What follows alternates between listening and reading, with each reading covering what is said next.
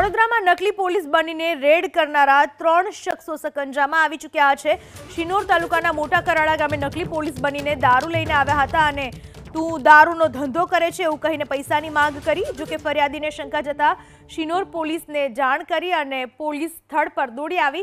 Eco car લઈને red કરવા police આવી હોવાની જાણ થતા પોલીસને પણ શંકા ગઈ, કારણ કે શિનોર પોલીસ સ્ટેશનમાં કોઈ કર્મચારી ઇકો કાર રાખતું નથી, જેથી પોલીસે નકલી પોલીસ બનીને આવેલા ત્રણેય પાસે આઈડી કાર્ડ માંગતા પૂછપરછ કરતા ભાંડો ફૂટી ગયો। શિનોર પોલીસે આ તમામને ઝડપી પાડ્યા। નકલી પોલીસ બનીને આવેલા વડોદરા શહેરના જયેશ રાજમલ, વિક્રમ વસાવા અને નિલેશ દેવરેને ઝડપી પાડવામાં આવ્યા અને વધુ પૂછપરછ શરૂ કરાઈ।